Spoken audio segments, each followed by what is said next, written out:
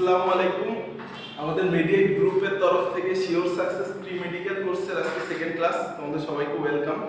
তো তোমরা এখন ক্লাসটা সবার সাথে শেয়ার করে দাও এবং সবাই জয়েন করতে থাকো, ফ্রেন্ডদের মেনশন দাও, গ্রুপে শেয়ার করে দাও।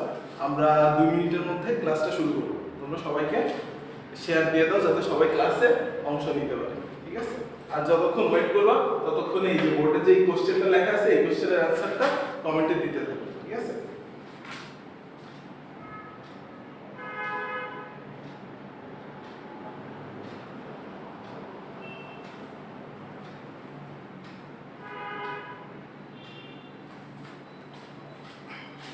যতক্ষণ তোমরা সবাই জয়েন করতে থাকে ততক্ষণ তোমরা কোশ্চেনের অ্যানসারটা কমেন্টে দিতে থাকবে।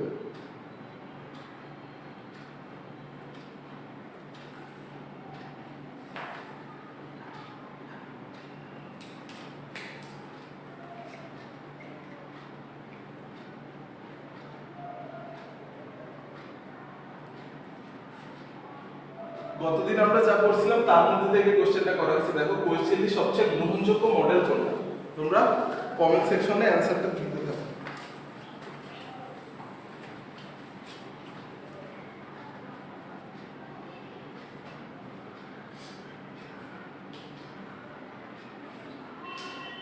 আমরা এখনই ক্লাসটা শুরু করবো। তোমরা সবাইকে মেনশন দিয়ে দাও আর সবাই ক্লাসে জয়েন করো।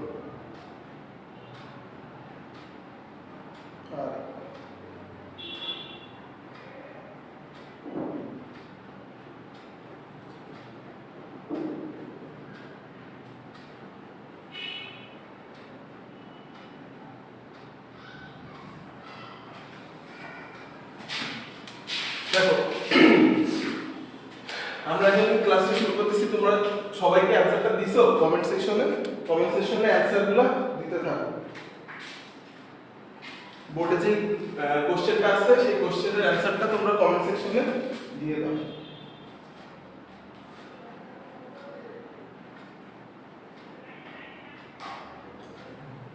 গ্রুপে তো ক্লাসটা আসে না, আমার ফোনে গ্রুপে আসে।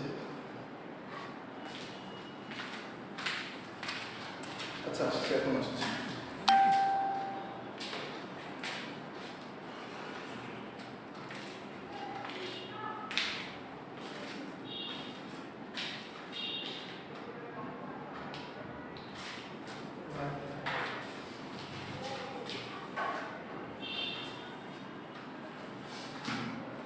আচ্ছা তোমরা কমেন্ট করো, তোমরা এই কোশ্চেনটার অ্যানসার সবাই কমেন্ট করো, ঠিক আছে? কমেন্ট সেকশনে কোশ্চেনের অ্যানসার কমেন্ট করো। আমরা সবাই জয়েন করলে ক্লাসটা এখনই শুরু করে দেব।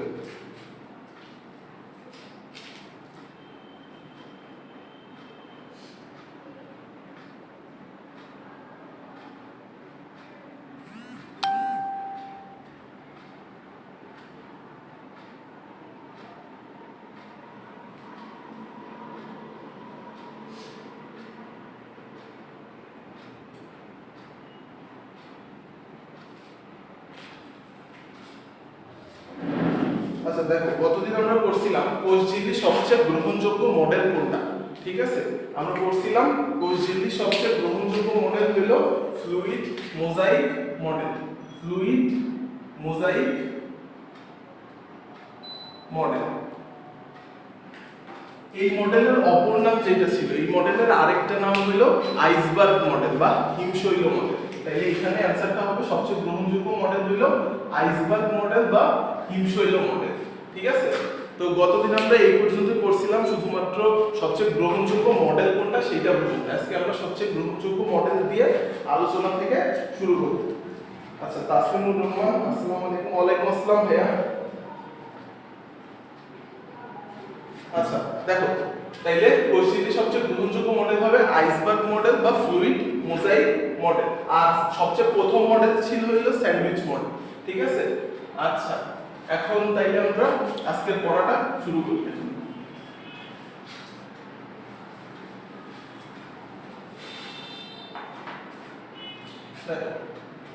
Fluid mosaic model. Fluid mosaic model. Fluid mosaic model কে দিচ্ছেন বলো তো, কমেন্ট করো তো। ফ্লুইড মোজাইক মডেল কে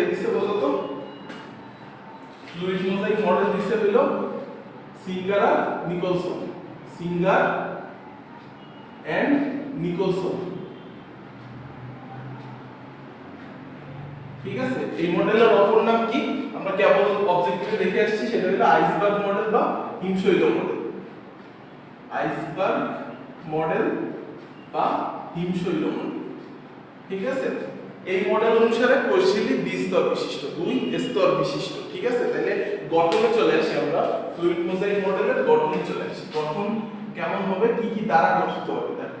সাধারণত ফ্লুইড মোজাইক মডেলের গঠনে চারটা জিনিস লাগে। কয়টা? চারটা জিনিস। কি কি? এক নম্বরে হলো গিয়ে তোমার phospholipid, phospholipid bilayer, phospholipid bilayer, phospholipid bilayer. ফার্স্টে ফসফোলিপিড বাইলেয়ার। বাই মানে কি? বাই মানে দুইটা, অর্থাৎ ফসফোলিপিড দুইটা করে লেয়ারে থাকবে। আগের দিন আমরা ছবিতে আঁকাইছিলাম, কেমন হয়েছিল ফসফোলিপিড? ফসফোলিপিড তাহলে এটা একটা ফসফোলিপিড অণু। আমরা কি বলছি? ফসফোলিপিড বাইলেয়ার, তার মানে দুইটা লেয়ারে থাকবে। তার মানে এখানে আরো একটা করে লেয়ার আছে ফসফোলিপিড। ঠিক আছে, তাহলে এখানে আমরা ফসফোলিপিড বাইলেয়ার তৈরি হয়েছে। আচ্ছা, সিঙ্গার এন্ড নিকলসন। ঠিক আছে, তোমার आंसर। ঠিক আছে, আচ্ছা, আসসালামু আলাইকুম। ওয়া আলাইকুম আসসালাম মাইশা সিদ্রাতুল মুনতাহা। আচ্ছা, দেখো ফসফোলিপিড তাইলে দুইটা লেয়ারে থাকে, ফসফোলিপিড বাইলেয়ার। এখন ফসফোলিপিড কি? এটা একটা লিপিড। ফসফোলিপিড কি কি দ্বারা গঠিত খেয়াল করো। ফসফোলিপিডের এই যে উপরে যে গোল অংশটা, এটাকে বলা হচ্ছে গ্লিসারল, গ্লিসারল। ঠিক আছে, আর এই যে লেজের মতো অংশটা থাকবে, এটা হলো লিপিড দ্বারা গঠিত হবে। ঠিক আছে, এটা হলো গিয়ে তোমার ফ্যাটি অ্যাসিড লেজ, এটাকে বলা হচ্ছে ফ্যাটি অ্যাসিড লেজ, ফ্যাটি অ্যাসিড লেজ। ঠিক আছে, গ্লিসারল আর ফ্যাটি অ্যাসিড লেজ। এর মধ্যে গ্লিসারল যেটা, এটা হলো পানিতে দ্রবীভূত হয়। ঠিক আছে, অর্থাৎ পানির সাথে এর ভালো ভালো একটা সম্পর্ক আছে, এজন্য একে বলা হয় হাইড্রোফিলিক। কি বলা হয়? হাইড্রোফিলিক। হাইড্রোফিলিক মানে পানির সাথে সম্পর্ক এর ভালো। আর ফ্যাটি অ্যাসিড লেজ কি? এ পানিকে বিকর্ষণ করবে, পানির সাথে সম্পর্ক ভালো না, এজন্য একে বলা হয় হাইড্রোফোবিক। হাইড্রোফোবিক। ঠিক আছে, তাইলে যে অংশটা হাইড্রোফোবিক সেই অংশটা ভিতরের দিকে থাকবে, কোষঝিল্লির ভিতরের দিকে, আর যে অংশটা হাইড্রোফিলিক সেই অংশটা বাইরের দিকে থাকবে। তাইলে এই দিকটা হবে, একটা দিক হবে কোষের বাইরের দিক, একটা কোষের ভিতরের দিক। এটা হলো কোষের ভিতরে, এটা যদি কোষের ভিতরে হয় তাহলে বাইরের দিক, এটা হলো কোষের বাইরের সাইড। ঠিক আছে, আর এইটুকু হলো কি আমার কোষঝিল্লি। ঠিক আছে, তাহলে কোষের ভিতর বাইরে দুইটা জায়গাকে আলাদা করে ফেলতেছে কোষঝিল্লি, আর কোষঝিল্লির ভেতরের দিকে থাকবে ফ্যাটি অ্যাসিড লেজ আর বাইরের দিকে থাকবে গ্লিসারল। ঠিক আছে, তাহলে এটা হলো ফসফোলিপিড বাইলেয়ার। এবার নেক্সট যেটা গঠনে অংশ নিচ্ছে সেটা হলো প্রোটিন বা মেমব্রেন প্রোটিন। ঠিক আছে, মেমব্রেন প্রোটিন, মেমব্রেন প্রোটিন।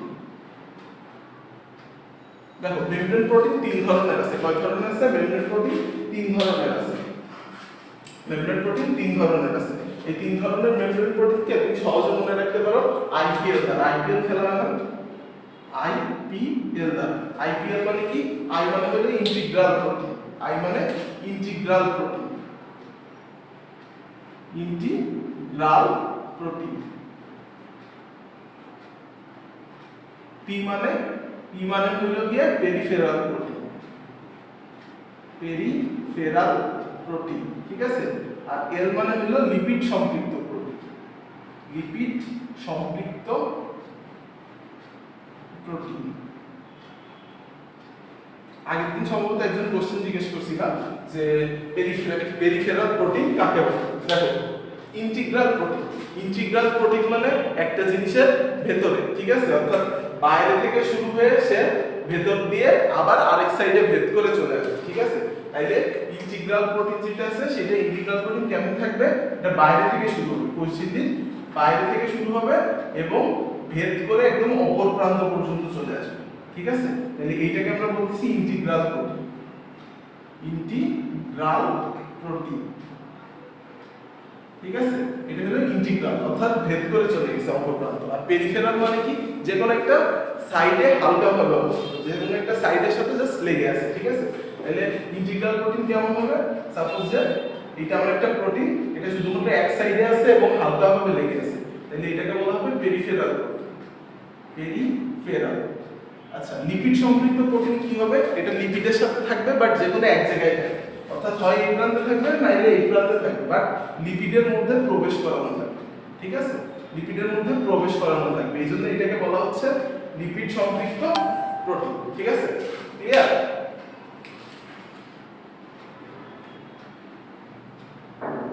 আচ্ছা, লিপিড সম্পৃক্ত প্রোটিন, তাহলে আমার তিন ধরনের প্রোটিন গেল। এটা কেমন মনে রাখবা? আইপিএল দিয়ে, ইন্টিগ্রাল প্রোটিন, পেরিফেরাল প্রোটিন আর লিপিড সম্পৃক্ত প্রোটিন। ইন্টিগ্রাল প্রোটিন যেটা এক সাইড দিয়ে শুরু হয়ে আরেক সাইডে বের হয়ে আসবে, পেরিফেরাল প্রোটিন যেটা এক সাইডে হালকাভাবে যুক্ত থাকবে, আর যেটা লিপিডের মধ্যে যে কোনো এক সাইডে থাকবে, সেটা হলো আমার লিপিড সম্পৃক্ত প্রোটিন। এবার তিন নাম্বার যে জিনিসটা হবে সেইটা হলো কার্বোহাইড্রেট। কি বলছি? আমার ফার্স্টে গেল ফসফোলিপিড, বাইলেয়ার, দেন আমার গেল মেমব্রেন প্রোটিন, আর তারপরে আসবে হলো আমার কার্বোহাইড্রেট। কি আসবে? কার্বোহাইড্রেট।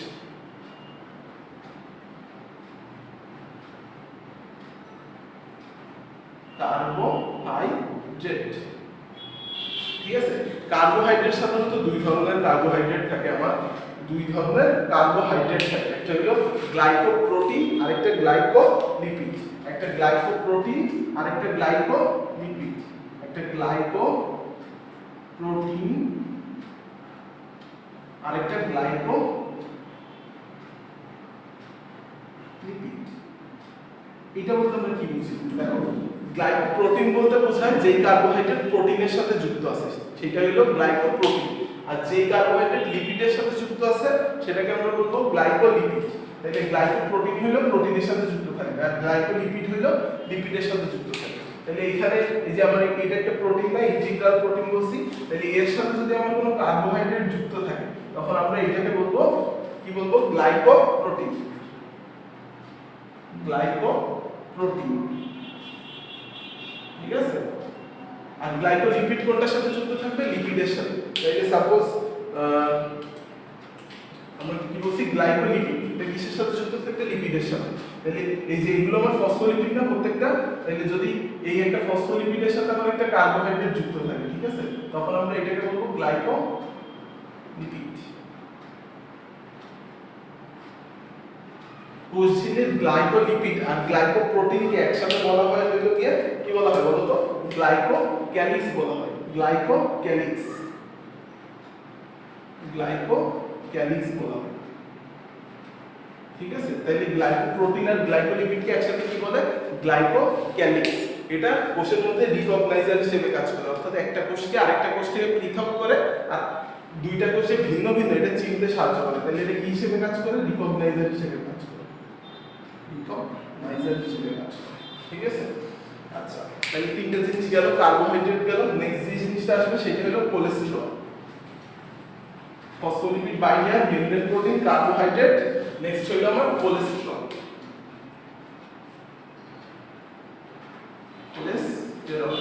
কোলেস্টেরল কোথায় থাকবে? ফসফোলিপিড বাইলেয়ারের মাঝে মাঝে থাকবে। ফসফোলিপিড বাইলেয়ারের মাঝে মাঝে কি থাকবে? কোলেস্টেরল থাকবে। তাইলে সাপোজ দুইটা ফসফোলিপিড আছে, এর মাঝখানে যদি আমার একটা কি থাকে? কোলেস্টেরল থাকে। ঠিক আছে, তাহলে এই জিনিসটা হলো আমার কোলেস্টেরল। কোলেস্টেরল। ঠিক আছে, তাহলে এইটা হলো আমার কোষ ঝিল্লির গঠন। ঠিক আছে, এই গঠনটা আঁকানো কিন্তু খুবই ইম্পর্টেন্ট। চিত্রটা তোমাদের আঁকাইতে আসবে এইচএসসি পরীক্ষার রিটেনে। ঠিক আছে, আমি চিত্রটা খুবই সংক্ষেপে ছোট করে আঁকছি, তোমরা বইয়ের মতো বড় করে আঁকবা। ঠিক আছে, কোলেস্টেরলের কাজ কি? কোলেস্টেরল মূলত কোষ ঝিল্লির ভেদ্যতা নিয়ন্ত্রণ করে। কি নিয়ন্ত্রণ করে? কোলেস্টেরল কোষ ঝিল্লির ভেদ্যতা নিয়ন্ত্রণ করে। ভেদ্যতা নিয়ন্ত্রণ করে। কোষ ঝিল্লির গঠন বুঝতে কি তোমাদের কোনো সমস্যা আছে? যদি কোনো প্রবলেম থেকে থাকে কমেন্ট করো। ঠিক আছে, আমি কমেন্টগুলো করি।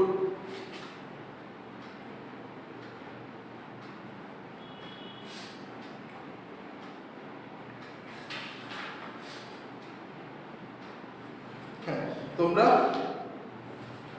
এগুলো বুঝতে পারছো কিনা বলো, আর এখান থেকে কোনো কোশ্চেন থাকলে সেটা আমাকে বলো। যদি সব কিছু বুঝতে পারো তাহলে কমেন্ট করে জানাও যে বুঝতে পারছি, ঠিক আছে? তাহলে আমি নেক্সট টপিকে যাব, ঠিক আছে?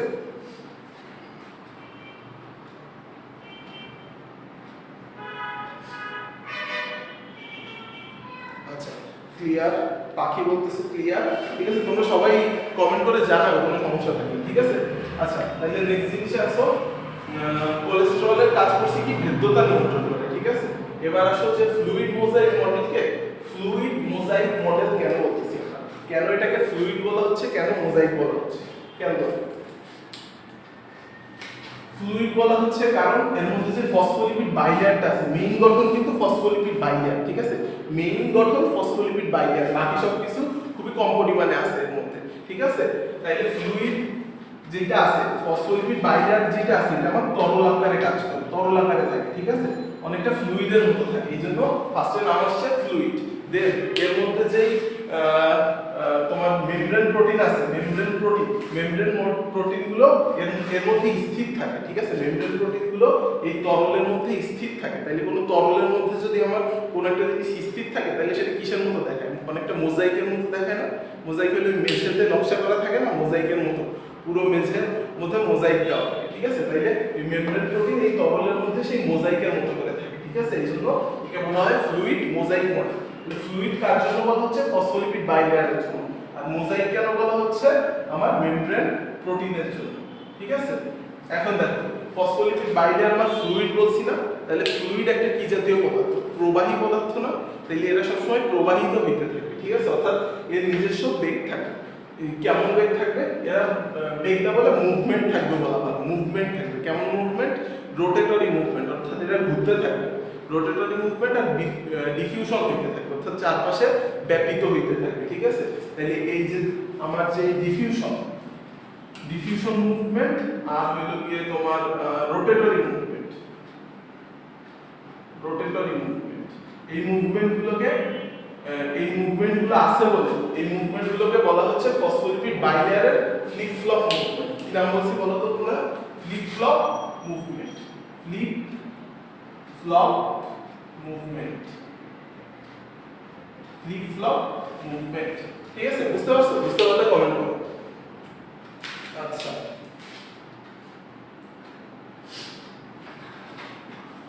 তোমরা অনেকে কমেন্ট করছো, মাইশা, মুনতাহা, নীলা। আচ্ছা, ঠিক আছে, বুঝতে পারছো। আচ্ছা, ঠিক আছে, তাহলে ফ্লিপ ফ্লপ মুভমেন্ট গেল না।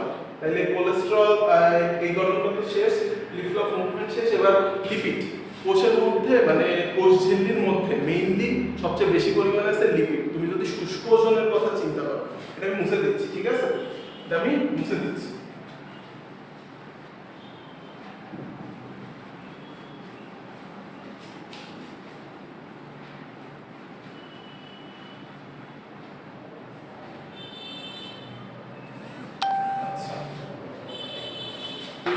শুষ্ক ওজনের কথা চিন্তা করো, শুষ্ক ওজন, তাইলে কোষঝিল্লির শুষ্ক ওজনের 75% হবে আমার লিপিড, 75% হবে আমার লিপিড। এই লিপিডের মধ্যে আমার মেইন লিপিড হবে ফসফোলিপিড। এই লিপিডের মধ্যে মেইন লিপিড কোনটা? আমার ফসফোলিপিড, ঠিক আছে? এই ফসফোলিপিড এখন পর্যন্ত আমরা 5 ধরনের পাইছি। কয় ধরনের পাইছি? 5 ধরনের। তার মধ্যে সবচেয়ে সরল প্রকৃতির হলো ফসফোটাইডিক অ্যাসিড,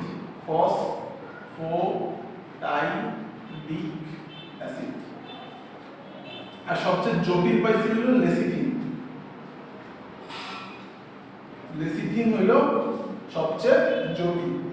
আর সবচেয়ে সরল কোনটা? ফসফোটাইডিক অ্যাসিড। আরেকটা সুন্দর ইনফরমেশন হলো, পেঁয়াজের কোষঝিল্লিতে অনেক সময় আরএনএ থাকে। কি থাকে? আরএনএ থাকে। পেঁয়াজের কোষঝিল্লিতে আরএনএ থাকে। তাহলে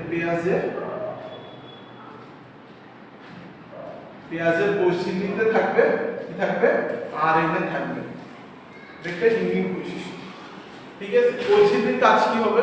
কোষঝিল্লির কাজ খুবই সোজা, বাইরে থেকে প্রোটেকশন দিচ্ছে, তারপরে বিভিন্ন ধরনের এনজাইমের কাজ করতেছে, তারপরে তোমার অ্যান্টিবডি ক্ষরণ করতেছে, পরিবেশের সাথে তোমার ইন্টারাকশনে যাচ্ছে, ঠিক আছে? এগুলো কিন্তু বই থেকে স্লিপিং করে নিলেই পারবা। আচ্ছা, তাহলে কোষঝিল্লির গঠন করলাম আমরা। এবার আমরা বলবো নেক্সট জিনিস, আচ্ছা, মায়া কোশ্চেন করছে যে কোষঝিল্লির রাসায়নিক উপাদান শতকরা পরিমাণগুলো সব মুখস্থ করতে হবে কিনা। আমি যেটা বলছি তুমি খালি এটা বলো, শুষ্ক ওজনের 75% লিপিড, বাকিগুলো সাধারণত কোষঝিল্লি থেকে ইম্পর্টেন্ট না। ঠিক আছে, তুমি এই একটা পড়লেই আমার মনে হয় এখান থেকে হবে। আচ্ছা ঠিক আছে, তাইলে ফ্লুইড মোজাইক মডেল আমরা পড়লাম। এখন আমরা দেখি যে কোষঝিল্লির কি ধরনের তোমার এক্সটেনশন থাকতে পারে। কোষঝিল্লি অনেক সময় এক্সটেনশন থাকে, ঠিক আছে। সাপোজ ক্ষুদ্রান্তে তোমার ক্ষুদ্রান্তের বৈশিষ্ট্য কি বলো তো? ক্ষুদ্রান্তে কোনটা থাকে, রুগী থাকে নাকি তোমার কি বলে মাইক্রোভিলাই থাকে? আমাকে বলো তো, ক্ষুদ্রান্তে ভিলাই থাকে না মাইক্রোভিলাই? ততক্ষণ আমরা মাইক্রোভিলাই পড়ে আসি।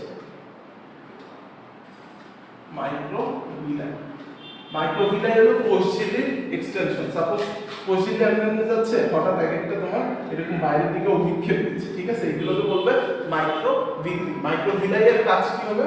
মাইক্রোভিলাই এর কাজ হবে শোষণ তল বৃদ্ধি করা, শোষণ তল বৃদ্ধি করা, অর্থাৎ যাতে বেশি করে খাদ্য শোষণ করতে পারে, ঠিক আছে, শোষণ তল বৃদ্ধি করা, ঠিক আছে, শোষণ তল বৃদ্ধি করা। আর কি ধরনের এক্সটেনশন থাকতে পারে?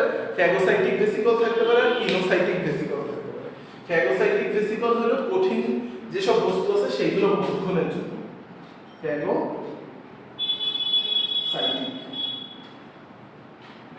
ফ্যাগোসাইটিক ভেসিকলের কাজ কি?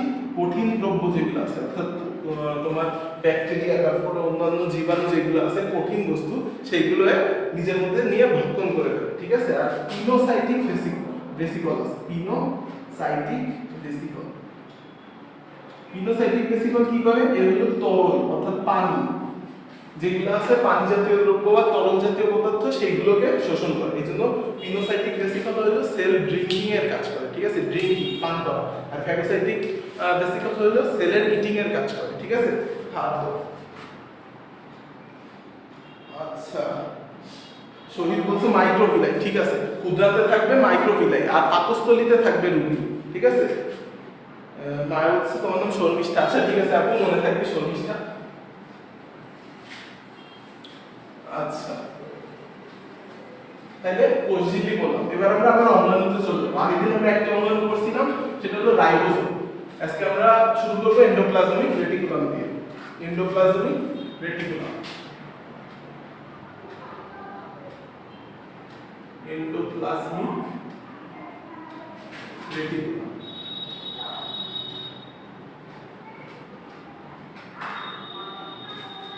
এন্ডোপ্লাজমিক রেটিকুলাম বলতে এন্ডোপ্লাজমিক রেটিকুলাম কয় ধরনের হতে পারে? আগের দিন আমরা পড়ছিলাম এন্ডোপ্লাজমিক রেটিকুলাম হতে পারে দুই ধরনের, একটা মসৃণ আর একটা অমসৃণ।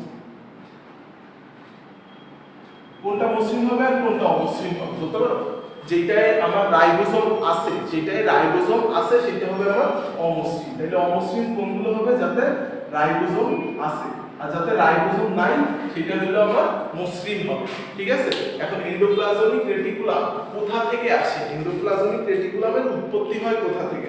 মনে রাখো, কোষে যত ধরনের ঝিল্লি আছে সব ধরনের ঝিল্লি থেকে এন্ডোপ্লাজমিক রেটিকুলাম উৎপত্তি হয়। কোষ ঝিল্লি, তারপরে তোমার আরো যে সকল অঙ্গাণু ঝিল্লি আছে, ঠিক আছে, এই সকল ঝিল্লি থেকে আবার এন্ডোপ্লাজমিক রেটিকুলাম আসবে। কয় ধরনের? দুই ধরনের, মসৃণ আর অমসৃণ। অমসৃণটা হইলো রাইবোজোম, আর মসৃণ হইলো কি আবার যেগুলোতে রাইবোজোম নাই, ঠিক আছে।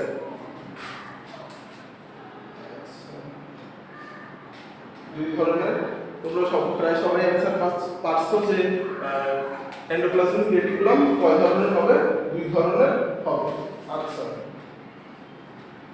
এন্ডোপ্লাজমিক রেটিকুলামের আবিষ্কারকের নামটা একটু খেয়াল রাখবা। এর আবিষ্কারকের নাম হলো পোর্টার, পোর্টার। আর এন্ডোপ্লাজমিক রেটিকুলামের যদি ক্ষুদ্র ক্ষুদ্র অংশ বিবেচনা করা, অর্থাৎ এর ছোট ছোট অংশ নাও, তখন সেটাকে বলা হবে মাইক্রোসোম। মাইক্রোসোম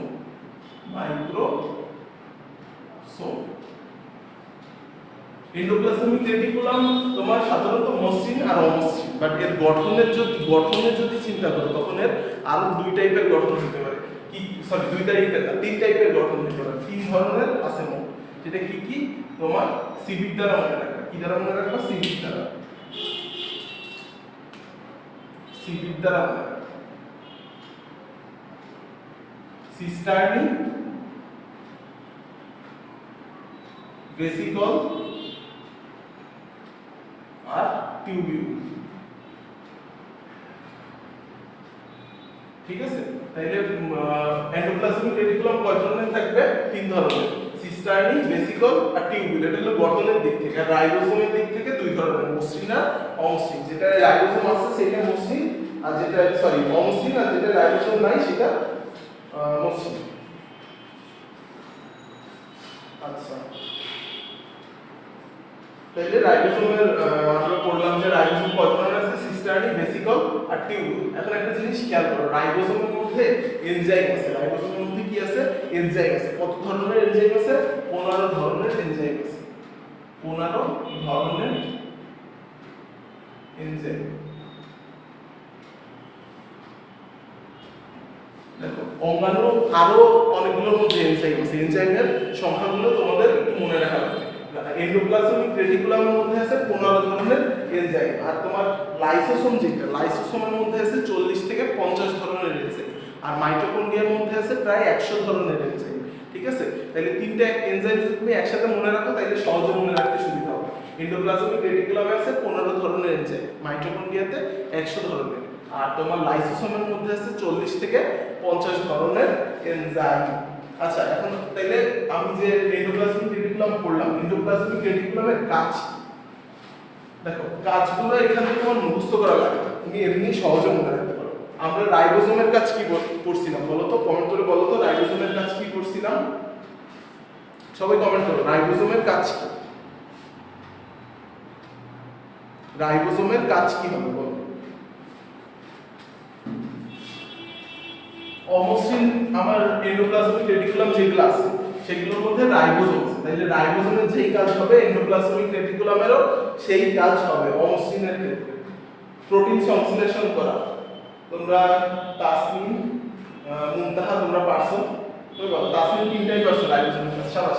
আচ্ছা, রাইবোসোমের কাজ যেটা হবে সেটা এন্ডোপ্লাজমিক রেটিকুলামেরও কাজ হবে। তাহলে রাইবোসোমের মেইন কাজ প্রোটিন সংশ্লেষণ করা, তাহলে প্রোটিন জাতীয় যেসব পদার্থ আছে সেগুলো সংশ্লেষণ করবে। দেন এটা তো অমসৃণের কাজ, তাহলে মসৃণ কি করবে? মসৃণ হলো অপ্রোটিন জাতীয় যে পদার্থগুলো আছে। অপ্রোটিন জাতীয় কি কি পদার্থ আছে? লিপিড, তারপর তোমার কার্বোহাইড্রেট, এগুলো সংশ্লেষণের কাজ করবে মসৃণগুলো, আর অমসৃণ প্রোটিন সংশ্লেষণের কাজ করবে। দেন এই অমসৃণ থেকে রাইবোসোম তৈরি হচ্ছে, আর মসৃণ থেকে তৈরি হবে হলো লাইসোসোম তৈরি হবে। দেন তোমার গ্লাইওক্সিসোম তৈরি হবে, লাইসোসোম তৈরি করবে, যেটা প্যাকেজ হবে গলগি বডির মধ্যে। লাইসোসোম তৈরি করে এন্ডোপ্লাজমিক রেটিকুলাম, আর এটা প্যাকেজ হয় হলো গিয়ে গলগি বডির মধ্যে। ঠিক আছে, লাইসোসোম তৈরি হবে আর গ্লাইওক্সিসোম তৈরি হবে, গ্লাইওক্সিসোম। এরা যেগুলো তৈরি করে সেইগুলো অন্তর্বাহক হিসেবে কাজ করে। সেগুলো কি করে? সেইগুলো অন্তর্বাহক হিসেবে কাজ করে, অন্তর্বাহক। তাহলে কিসের কিসের অন্তর্বাহক হিসেবে কাজ করবে? গ্লাইওক্সিসোম আর রাইবোসোমের অন্তর্বাহক হিসেবে কাজ করবে।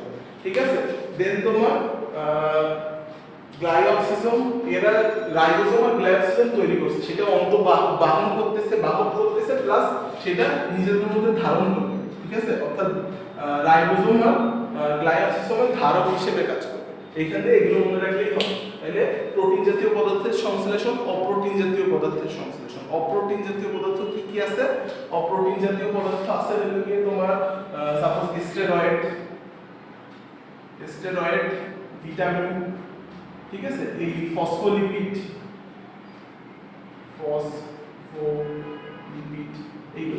এইগুলো তাহলে মসৃণ এন্ডোপ্লাজমিক রেটিকুলাম সংশ্লেষণ করবে, আর অমসৃণ সংশ্লেষণ করবে আমার প্রোটিন,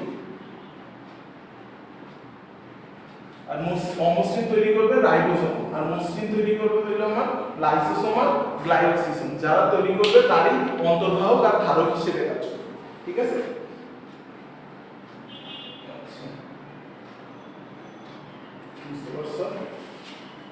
আচ্ছা, এন্ডোপ্লাজমিক রেটিকুলাম। তারপরে আমরা গলগি বডিতে আসি।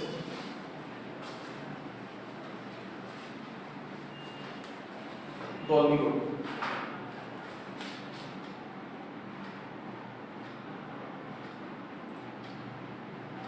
গলগি বডি আবিষ্কার করেন কে? গলগির সাথে মিল আছে, ক্যামিলো গলগি। গলগি বডি আবিষ্কার করেন ক্যামিলো গলগি। কোথায় আবিষ্কার করেন? ইনি এটা কোথায় আবিষ্কার করেন? ইনি হইল এটা আবিষ্কার করেন পেঁচা। কোথায় আবিষ্কার করেন? পেঁচা আর হইল গিয়ে তোমার বিড়ালের স্নায়ু কোষে। পেঁচা আর বিড়ালের স্নায়ু কোষে। এই জিনিসটা মনে রাখবা। কোথায় আবিষ্কৃত হয় গলগি বডি? পেঁচা আর বিড়ালের স্নায়ু কোষে। পেঁচা ও বিড়ালের স্নায়ু কোষে।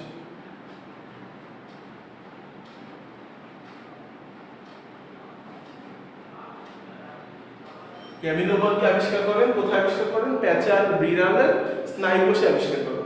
এখন গলগি বডিকে আর কি কি বলা হয় প্রত্যেকটা নাম মুখস্থ করা লাগবে। দেখো অপর নাম কি কি এটা তুমি একটা সহজ সূত্র দিয়ে মনে রাখতে পারবে। ডেল ডেল ডেল ডেল মানে কি? ডিতে হইল ডিকটায়োসোম, ডিক টায়োসোম, ইতে ইডিওসোম, আর এলে লাইপোকন্ড্রিয়া। লাইপোকন্ড্রিয়া। তাহলে গলগি বডিকে আর কি কি বলা হয়? তিনটা নাম, ডেল, ডিকটায়োসোম, ইডিওসোম আর লাইপোকন্ড্রিয়া। ডিকটায়োসোম, ইডিওসোম আর লাইপোকন্ড্রিয়া। আচ্ছা এইগুলো হলো এর অপর নাম। এখন একে কি এর কাজের ভিত্তিতে এর আরো দুইটা নামকরণ করা হবে। কি কি? এর কাজের ভিত্তিতে একে বলা হয় হলো গিয়ে তোমার কার্বোহাইড্রেট ফ্যাক্টরি,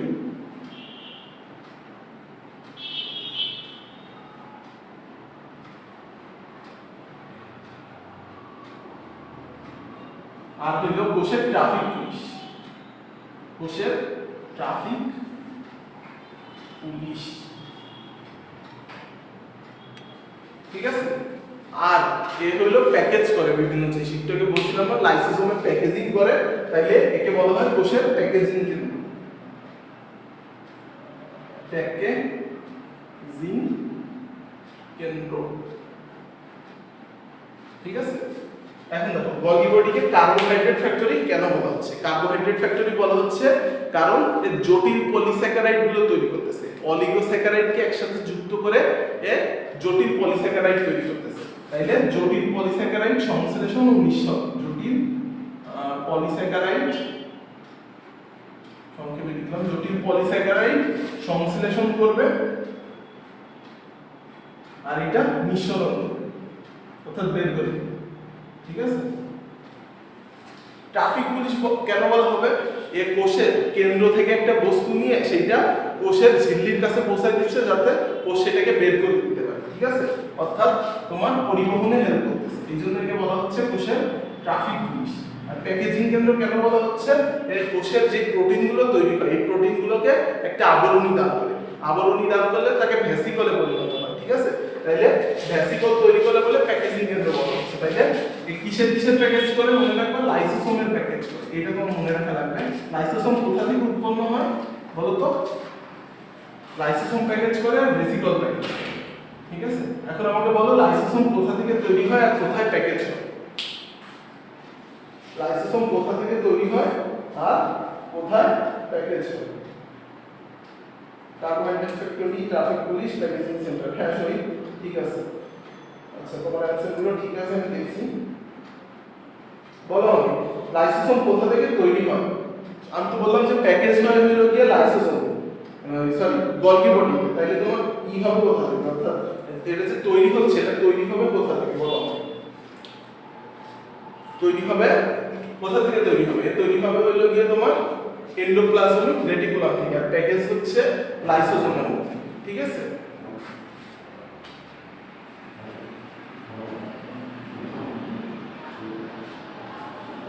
এখন দেখো তিনটা কথা মনে রাখবা।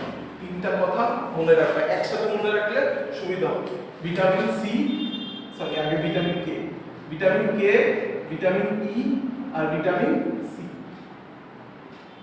দেখো ভিটামিন কে হইল গলগি বডির একটা গঠন উপাদান, গলগি বডির গঠন উপাদান। আর ভিটামিন সি হইল গলগি বডিতে সঞ্চয় পদার্থ হিসেবে থাকে।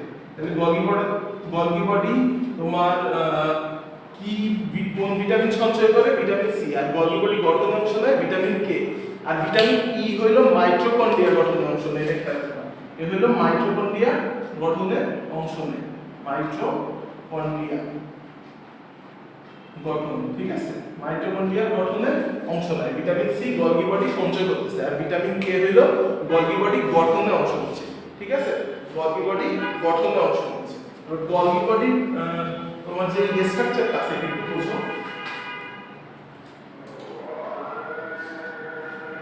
আচ্ছা, নীলা বলছে লেখা বোঝা যাবে, এবার আমি লিখলে তুমি একটু বইলো যে লেখা বোঝা যাচ্ছে কিনা।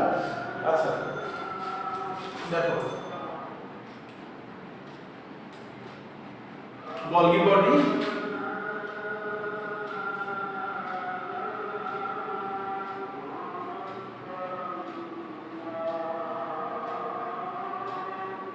গলগি বডির স্ট্রাকচারটা আমি একটু আঁকানোর চেষ্টা করতেছি। দেখো,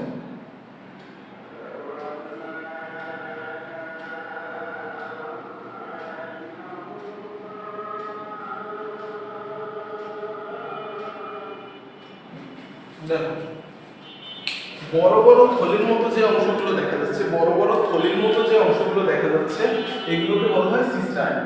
কি বলা হয়? সিস্টার্নি।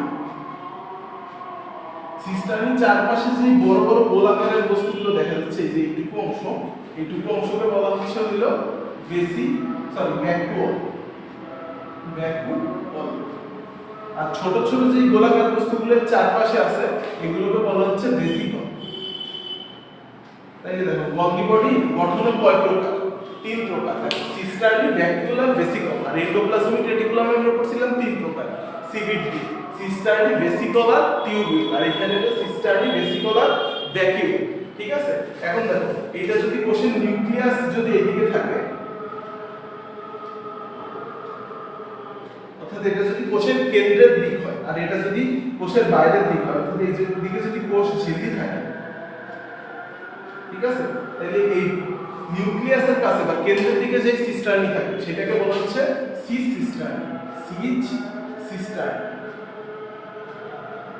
আর কোষ ঝিল্লির দিকে অর্থাৎ বাইরের দিকে যে সিস্টার্নি থাকবে তাকে বলা হবে হলো তোমার ট্রান্স সিস্টার্নি, ট্রান্স সিস্টার্নি। আর মাঝখানে যে সিস্টার্নি থাকবে এগুলোকে বলা হবে মিডিয়াল সিস্টার্নি, ঠিক আছে।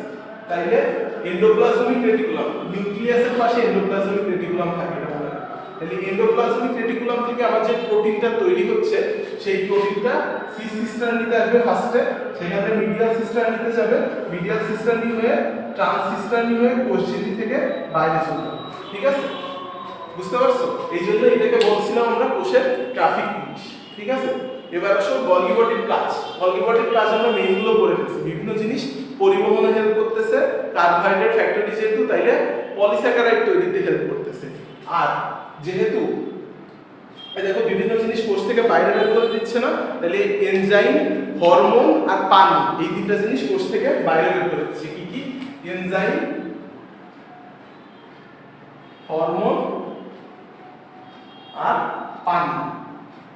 আর এর কিছু অ্যাটিপিক্যাল কাজ আছে।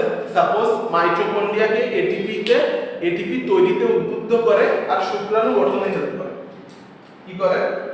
মাইটোকন্ড্রিয়াকে এটিপি গঠনে উদ্বুদ্ধ করে আর হইল গিয়ে শুক্রাণু গঠনে সাহায্য করে, ঠিক আছে। আর লাইসোসোমের প্যাকেজিং করে ভিটামিনের তৈরি করে, ঠিক আছে। এই জিনিসগুলো যদি এর কাছ থেকে মনে রাখো তাহলে বুঝতে পারবো। আচ্ছা, নীলা বলতেছে ডেলটা আবার বুঝাতে। ডেল হইল তোমার গলগি বডির অপর নামগুলো মনে রাখার জন্য আমি একটা শর্ট ফর্ম বলছিলাম, ডেল, ঠিক আছে, DEL।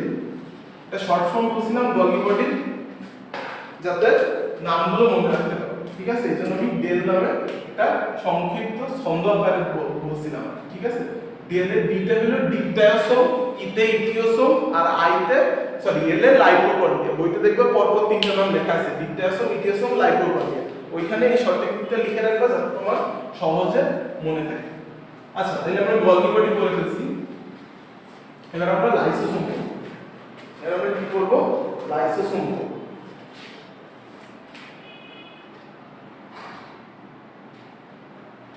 লাইসোসোমে এনজাইম থাকবে। কোন ধরনের এনজাইম? Hydrolytic enzyme. বলতো হাইড্রোলাইটিক এনজাইম লাইসোসোমে কয়টা আছে এটা আমরা পড়ছি। কয়টা এনজাইমের সংখ্যা আমরা বিভিন্ন অঙ্গাণুতে এনজাইমের সংখ্যা পড়ছি। বল লাইসোসোমে কয়টা এনজাইম থাকে? কয় ধরনের এনজাইম থাকে? 40 থেকে 50 ধরনের এনজাইম থাকে। এটা হাইড্রোলাইটিক এনজাইম কেন? কারণ এটা পানির সাহায্যে কোনো বস্তুকে ভেঙে ফেলতে পারে, এই জন্য একে বলা হয় হাইড্রোলাইট। তাই লাইসোসোমের কাজ কি? বিভিন্ন জিনিসকে ভক্ষণ করা, ফ্যাগোসাইটোসিস প্রক্রিয়ায় ভক্ষণ করা। ঠিক আছে, লাইসোসোমের ক্ষেত্রে দেখবা কোষের বিভিন্ন যে সকল অঙ্গাণু আছে প্রায় সব দ্বিস্তরী, বাট লাইসোসোম হলো এক স্তরী। ঠিক আছে, লাইসোসোমের ঝিল্লি এক স্তরী ঝিল্লি দ্বারা তৈরি। লাইসোসোম যেহেতু আমার বিভিন্ন জিনিস ভক্ষণ করতেছে, অর্থাৎ জীবাণু ধ্বংসে সাহায্য করতেছে, তাহলে একে আমরা কোন রক্তকণিকায় পাবো বলো তো? লোহিত রক্তকণিকা, শ্বেত রক্তকণিকা না অনুচক্রিকা? কমেন্টে বলো তো কোন অঙ্গাণুতে আমরা একে বেশি করে পাবো, বলো।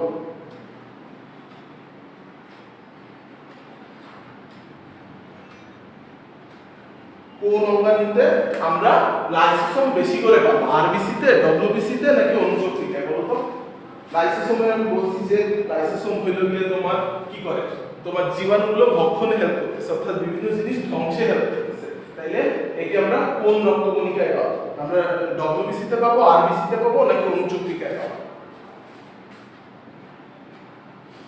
শ্বেত রক্তকণিকা। হ্যাঁ ঠিক আছে, তাসলিমান মিলা তোমরা ঠিক আছে, শ্বেত রক্তকণিকায় বেশি পরিমাণে পাবো। কারণ কি? শ্বেত রক্তকণিকা দেহের প্রতিরক্ষায় অংশ নেয়।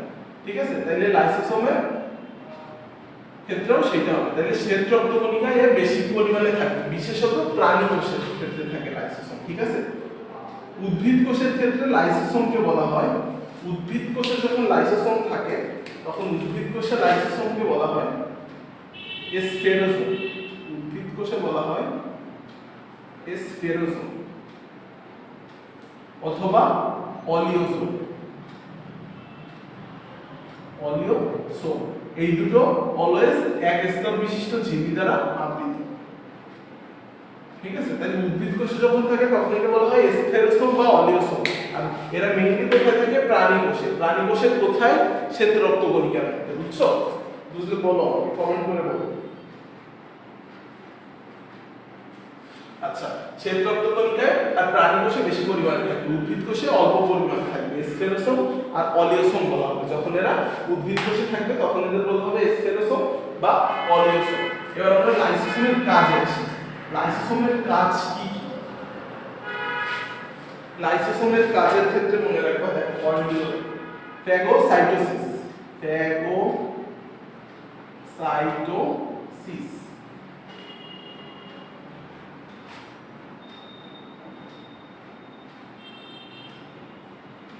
Autophagy, autolysis, suicide squad, cancer সৃষ্টি,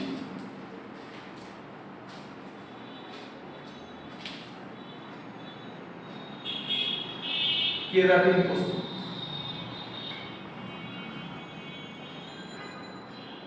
এর প্রায় সকল কাজই নেগেটিভ কাজ আছে, খালি একটাই দেখো পজিটিভ কাজ আছে। কি একটা প্রস্তুত করে?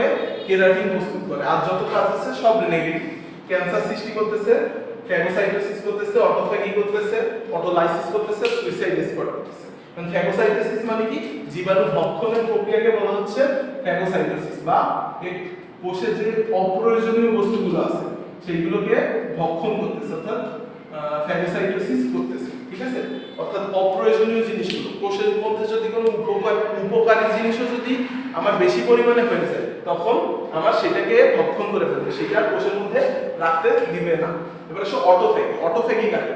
অটোফ্যাগি মানে হচ্ছে এর চারপাশে আমরা বলছি এক স্তরী ঝিল্লি থাকে। ঠিক আছে, সাপোজ এটা আমার এক স্তরী ঝিল্লি, এর মধ্যে আমার হাইড্রোলাইটিক এনজাইমগুলো থাকে, আর তার মধ্যে আমার মনে করে যে জীবাণুগুলো আছে এই জীবাণুগুলো খেয়ে ফেলবে এই চারপাশে যে এনজাইম আছে সেই এনজাইমের সাহায্যে। কারণ সাপোজ কোনো কারণে আমার এই ঝিল্লিটা ভেঙে গেছে, তখন আমার এই যে ভিতরে যে এনজাইম আছে সেই এনজাইম সব বাইরে চলে আসবে না? যখন এনজাইম বাইরে চলে আসবে তখন সে কি করবে? অন্যান্য অঙ্গাণুকে ধ্বংস করে দেবে। তাহলে এই যে নিজের অন্যান্য অঙ্গকে ধ্বংস করে দিচ্ছে, এই জন্য একে বলা হচ্ছে অটোফ্যাগি। কি বলা হচ্ছে? অটোফ্যাগি। তাহলে নিজের অন্যান্য অঙ্গাণু ধ্বংস যখন করতেছে তখন অঙ্গাণু ধ্বংস করতেছে বলে একে বলা হচ্ছে অটোফ্যাগি। তখন এদের ঝিল্লি নষ্ট হয় যখন কোষে অক্সিজেনের অভাব দেখা যায়, যখন কোষে অক্সিজেনের অভাব দেখা যায়। ঠিক আছে। এবার হচ্ছে অটোলাইসিস। এ সাপোজ অঙ্গাণুগুলো ধ্বংস করতে আছে, ঝিল্লি ভেঙে গেছে, অঙ্গাণু ধ্বংস করতেছে। অঙ্গাণু ধ্বংস করতে করতে এক সময় সব অঙ্গাণু ধ্বংস করে পুরো কোষটাকেই খেয়ে নিতে পারে। যখন পুরো কোষটাকে খেয়ে নেয় তখন একে বলা হয় অটোলাইসিস। অটোলাইসিস মানে কি, সে নিজের যে কোষে আছে সেই কোষকে ধ্বংস করে দিচ্ছে, কোষকে ধ্বংস করতেছে। যেহেতু কোষকে ধ্বংস করতেছে, অটোলাইসিস হচ্ছে, তাহলে ও নিজেও মরে যাচ্ছে। এই জন্য একে বলা হচ্ছে সুইসাইড স্কোয়াড, কোষের সুইসাইড স্কোয়াড বা আত্মঘাতী থলিকা।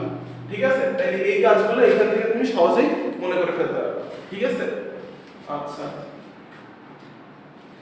আচ্ছা, বলছে যে লাস্টেরটা হলো কেরাটিন প্রস্তুত করতেছে। কেরাটিন প্রস্তুত করা, কেরাটিন প্রস্তুত করতেছে। বইতে দেখবা পয়েন্ট আছে কেরাটিন প্রস্তুত করা। দেখো শর্মিষ্ঠা বলছে যে লাইসোসোম দ্বিস্তরী আবরণে আবৃত, বইতে লেখা আছে। এটা আগের বইতে ছিল আপু, আমি নতুন বইতে যেটা পাইছি সেটাই তোমাদের বলতেছি। ঠিক আছে, আমার কাছে যে বইটা আছে সেটা মিলে দিয়ে তোমার আমার কাছে বইটা হলো আপু এডিশন বই দেখা আছে আমার কাছে, বইটা জানুয়ারি 2022 এর এডিশন। ঠিক আছে, এখানে লেখা আছে লাইসোসোমের এক স্তর বিশিষ্ট ঝিল্লি থাকে। ঠিক আছে, যে হাইড্রোলাইটিক এনজাইমগুলো আছে সেগুলো এক স্তরী ঝিল্লি দ্বারা আবৃত থাকে। এটা জানুয়ারি 2022 এর যে এডিশন আছে সেই বইতে লেখা আছে। ঠিক আছে, আগের বইতে দ্বিস্তরী ছিল, এটা আমিও জানতাম, বাট এই বইতে তোমাদের নতুন যে বই আছে সেটাই এক স্তরী ঝিল্লি লেখা আছে। ঠিক আছে। আচ্ছা, আসলে নেক্সট জিনিস লাইসোসোম বললাম, তাই না? লাইসোসোম পড়া শেষ হইলো, এবার আমরা পড়ব নেক্সট অঙ্গাণু মাইটোকন্ড্রিয়া।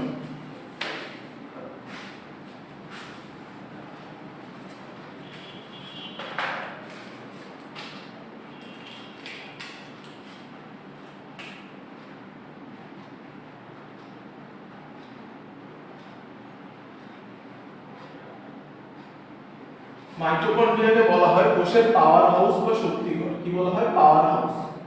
কেন কি পাওয়ার হাউস বলা হয়? কারণ কোষের সমস্ত শক্তি উৎপন্ন করে। আমাকে বলতে পারো কোষের শক্তি কি হিসেবে পাই আমরা? কোষের শক্তি কোন উপাদান বা কোন যৌগ হিসেবে পাই? কোন যৌগ হিসেবে পাই বলো তো আমাকে, কমেন্ট করো তো।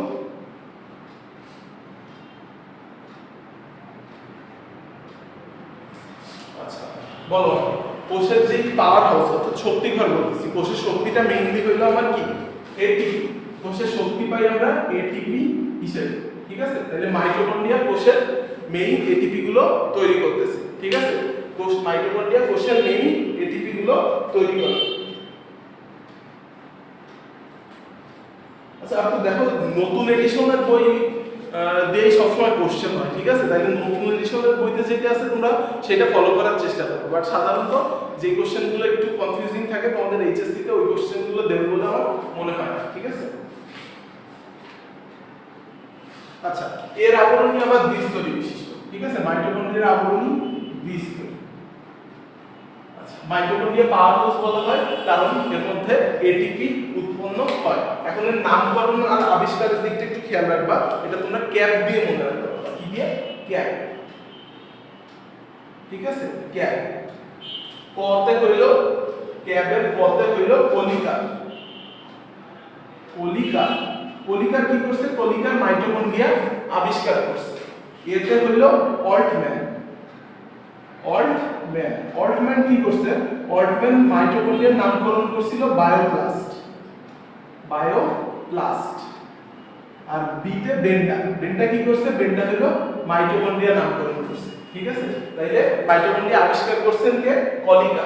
অল্টম্যান কি করছে? এর নাম রাখছে বায়োপ্লাস্ট। আর মাইটোকন্ড্রিয়ার নাম কে দিছে? কার্ল বেন্ডা। ঠিক আছে, বেন্ডা।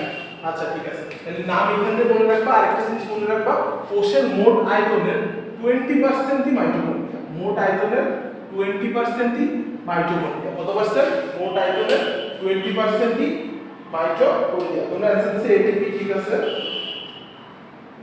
আচ্ছা, প্রত্যেকটা কোষের গড়ে 300 থেকে 400টা মাইটোকন্ড্রিয়া থাকে। কতগুলো? 300 থেকে 400টা।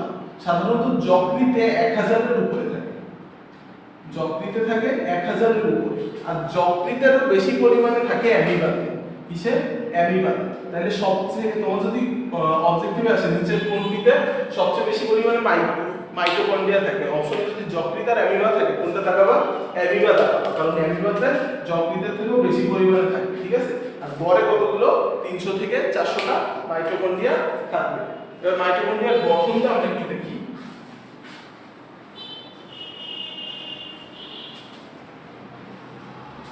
আচ্ছা, তোমরা কোনো কিছু না বুঝতে পারলে কমেন্ট করবা, আর বুঝতে পারলে আমি যে জিনিসটা মাইটোকন্ড্রিয়া বা যাই পড়াবো, যেই অঙ্গনটা পড়াচ্ছি সেটা শেষ হলে তোমরা কমেন্ট করবা যে বুঝতে পারছি, ঠিক আছে। প্রত্যেকবার জিজ্ঞেস করতে গেলে টাইম লস হয়, তোমরা বলে ফেলবা বুঝতে পারছি, তাইলে আমি সেটা করতে পারবো, ঠিক আছে। আচ্ছা, মাইটোকন্ড্রিয়ার গঠন দেখো। মাইটোকন্ড্রিয়ার গঠন তোমরা ছোটবেলা থেকে আঁকা আসতেছো, আমার চেয়ে ভালো পারবে তোমরা মাইটোকন্ড্রিয়ার গঠন আঁকাইতে। মাইটোকন্ড্রিয়ার দুই স্তর বিশিষ্ট ঝিল্লি থাকে, বাইরে একটা ঝিল্লি আর ভেতরে একটা ঝিল্লি, ঠিক আছে। সরি, আমার মাইটোকন্ড্রিয়ার অবস্থা ভালো হয়নি, তোমরা ভালো করে আঁকানোর চেষ্টা করবা। আচ্ছা, এটা হলো আমার মাইটোকন্ড্রিয়া। যখন হইছে তোমরা ভালো করে বই দেখে আঁকাবা। দেখো, তাইলে বাইরের যে আবরণটা এটাকে বলছে বহিঃস্তর বা বহি আবরণ। বহি আবরণ এটাকে বলা হচ্ছে অন্ত আবরণ। দেখো, অন্ত আবরণ ভিতরের দিকে তোমার ভেতরের দিকে চলে গেছে না, ভেতরের দিকে প্রবেশ করতেছে না, ভেদ করতেছে না। এই যে ভেতরের দিকে ভেদ করতেছে, এই ভেদ করা অংশটাকে বলা হচ্ছে ক্রিস্টি। কি বলা হচ্ছে? ক্রিস্টি, ঠিক আছে। এখন দেখো, এই যে দুইটা আবরণ দ্বারা দুইটা কক্ষ বা দুইটা স্পেসের সৃষ্টি হচ্ছে। একটা হলো এইটুকু একটা স্পেস, আর এই ভিতরে পুরোটা একটা স্পেস। এটাকে বলা হচ্ছে বহিস্থ কক্ষ বা বহিস্থ কি বলে, মানে বাইরের মানে বাইরের যে কক্ষটা আছে সেটা হচ্ছে বহিস্থ কক্ষ বা বহিস্থ স্পেস বলা যায়, ঠিক আছে। আর ভেতরেরটা অন্তস্থ কক্ষ বা অন্তস্থ স্পেস, ঠিক আছে। এই অন্তস্থ স্পেসের মধ্যে আমার শক্তি তৈরি করার জন্য যা যা লাগে তাই আছে। শক্তি তৈরি করার জন্য কি কি লাগবে? আমার এনজাইম লাগবে। তাইলে এর মধ্যে দানা দানা আকারে আমার এনজাইমগুলো থাকবে, ঠিক আছে। এই এনজাইমগুলোর নাম হলো এটিপি সিনথেটেস। কি নাম? এটিপি সিনথেটেস। সিনথেটেস মানে তৈরি করা, অর্থাৎ এটিপি তৈরি করা যে এনজাইম তার নাম হচ্ছে আমরা এটিপি সিনথেটেস। এটাকে অক্সিজোমও বলা হয়। কি বলা হয়? অক্সিজোমও বলা হয়। আর মাইটোকন্ড্রিয়ার ভিতরে মাইটোকন্ড্রিয়ার নিজস্ব ডিএনএ থাকে, নিজস্ব ডিএনএ থাকে। এই ডিএনএ আদি ডিএনএ এর বৈশিষ্ট্য বিশিষ্ট, অর্থাৎ 70S, ঠিক আছে। এর মধ্যে ডিএনএ থাকে কত এস? 70S এর ডিএনএ থাকবে। আচ্ছা, তাহলে আমরা পড়লাম এই যে আমার এনজাইমগুলো এটিপি সিনথেটেস, তারপর অক্সিজোম, এই যে অন্তস্থ আবরণ, এইখানে আমার থাকবে হলো গিয়ে তোমার ইলেকট্রন ট্রান্সপোর্ট চেন। এই এনজাইমগুলো ইলেকট্রন ট্রান্সপোর্ট চেনে অংশ নেবে, অর্থাৎ আমার যে শ্বসনের যে 4 নাম্বার ধাপ ছিল ইলেকট্রন ট্রান্সপোর্ট চেন, সেটাই অংশ নেবে। আর সেইটাই দেহের ম্যাক্সিমাম এটিপি তৈরি হয়। এই জন্য আমরা মাইটোকন্ড্রিয়াকে বলছি কোষের শক্তি ঘর বা পাওয়ার হাউস।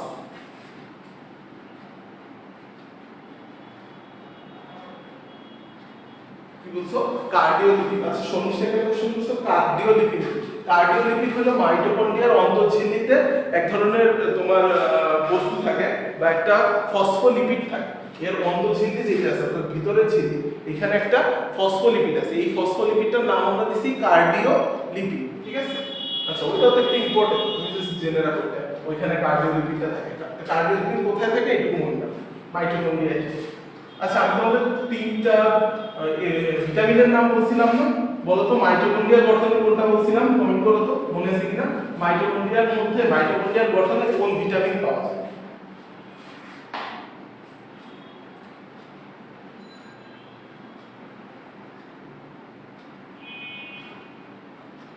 মাইটোকন্ড্রিয়ার ভিতরে কোন ভিটামিন পাওয়া যায়? মাইটোকন্ড্রিয়ার ভিতরে মাইটোকন্ড্রিয়ার গঠনে ভিটামিন ই অংশ নেয়, ভিটামিন ই অংশ নেয়। মাইটোকন্ড্রিয়ার গঠনটা তোমরা একটু বই থেকে পড়ে নিবা, কোনটা কত পার্সেন্ট আছে, ঠিক আছে। এটা অনেক সময় দিয়ে দেয়, তোমরা প্রোটিন, লিপিড, গ্লিসারাইড কোনটা কত পার্সেন্ট আছে, তারপর তোমার ফসফোলিপিড কত পার্সেন্ট আছে, এটা একটু দেখে নিবা, ঠিক আছে। আর মাইটোকন্ড্রিয়ার মধ্যে প্রায় 100 ধরনের এনজাইম থাকে, এটা তুমি বলছি। আচ্ছা, মাইটোকন্ড্রিয়ার কাজে আসো। মাইটোকন্ড্রিয়ার কাজের মধ্যে একটা আমরা পড়ে আসছি, মাইটোকন্ড্রিয়া এটিপি উৎপন্ন করে। হ্যাঁ, এবার এটিপি উৎপাদনের জন্য এর মধ্যে কিছু প্রসেস হয়। এর মধ্যে কোন কোন প্রসেসগুলো হয় সেগুলো মনে রাখতে হবে। মাইটোকন্ড্রিয়ার মধ্যে কোন কোন প্রসেস হয় ফার্স্টে ক্রেবস চক্র, ক্রেবস চক্র নাম্বার 1।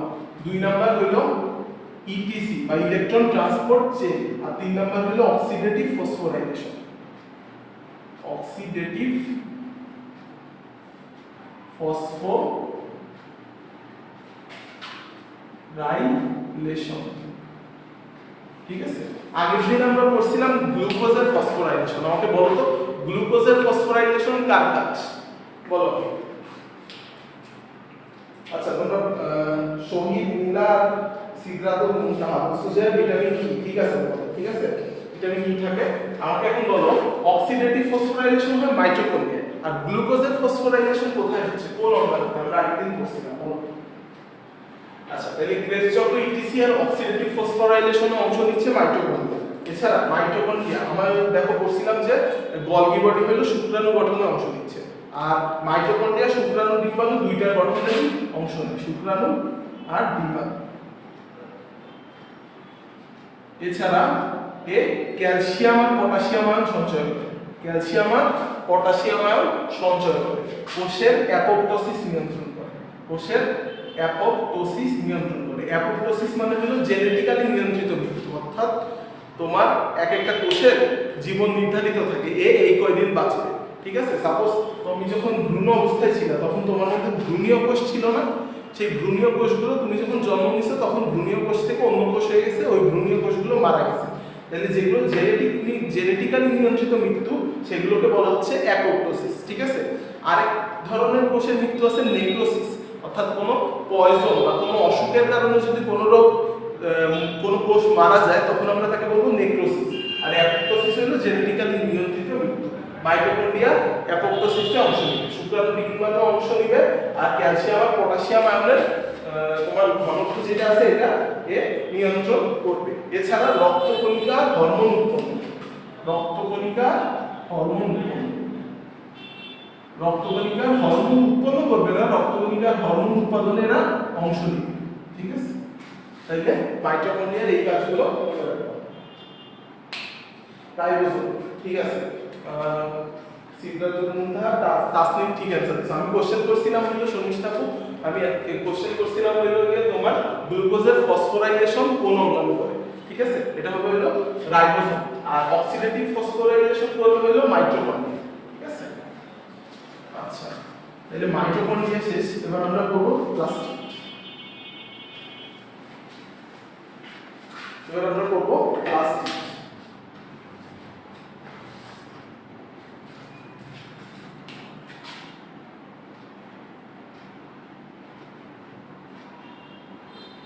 প্লাস্টিক, প্লাস্টিক আবিষ্কার করেন মনে রাখবা বিজ্ঞানী শিম্পা। প্লাস্টিক কি আবিষ্কার করেন? বিজ্ঞানী শিম্পা। আচ্ছা, প্লাস্টিকের কিছু বৈশিষ্ট্য বলবা। প্লাস্টিক হইল গিয়ে তোমার উদ্ভিদ দেহের সর্ববৃহৎ অঙ্গাণু, সর্ববৃহৎ ক্ষুদ্রাণু বা ক্ষুদ্রাণু যেটা সর্ববৃহৎ ক্ষুদ্রাণুর নাম হলো প্লাস্টিক। এরা কোষের মধ্যে সবচেয়ে বড় অঙ্গাণু প্লাস্টিক। প্লাস্টিক কোথায় কোথায় থাকে না, দেখো যাদের সালোক সংশ্লেষণ করার দরকার নেই তাদের প্লাস্টিক থাকে না। তারা কারা কারা? ব্যাকটেরিয়া, ছত্রাক, নীলাভ সবুজ শৈবাল যেটাকে ব্লু গ্রিন অ্যালগি বলে, ব্লু গ্রিন অ্যালগি অর্থাৎ নীলাভ সবুজ শৈবাল। আর সবচেয়ে তোমরা সবাই যেটা জানো সেটা হলো প্রাণীকোষ। প্রাণীকোষে প্লাস্টিক থাকে না। এর মধ্যে নীলাভ সবুজ শৈবালে বা ব্লু গ্রিন অ্যালগিতে তোমার ক্লোরোফিল থাকে, এদের ক্লোরোফিল থাকে বাট প্লাস্টিক থাকে না। এদের ক্লোরোফিল আছে, তার মানে এরা সালোক সংশ্লেষণ করতে পারে, বাট এদের মধ্যে প্লাস্টিক না। ঠিক আছে, প্লাস্টিক নাই বাট ক্লোরোপ্লাস্ট আছে এদের মধ্যে। আচ্ছা, নেক্সট আসো প্রকার। প্লাস্টিক প্রধানত কয়? প্লাস্টিক প্রধানত তিন ধরনের। কয় ধরনের? তিন ধরনের। তোমার লিউকোপ্লাস্ট,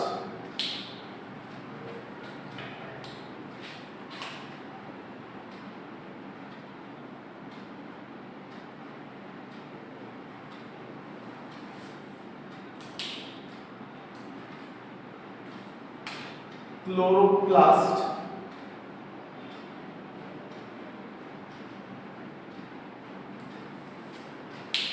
আর ক্রোমোপ্লাস্ট।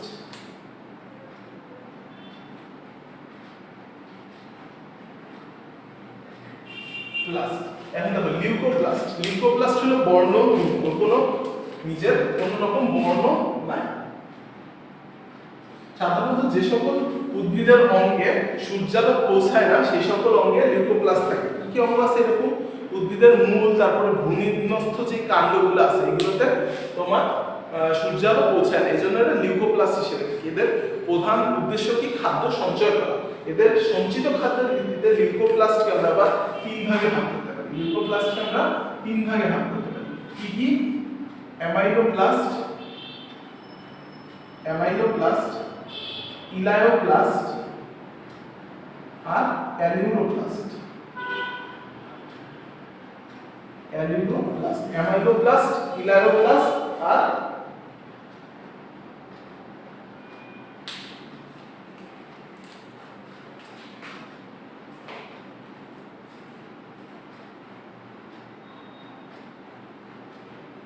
আচ্ছা, অ্যামাইলোপ্লাস্ট হলো কি? এস্টার জাতীয় খাদ্যদ্রব্য সঞ্চয় করে। অ্যামাইলোপ্লাস্ট এস্টার জাতীয় খাদ্যদ্রব্য সঞ্চয় করে। Amyloplast starch.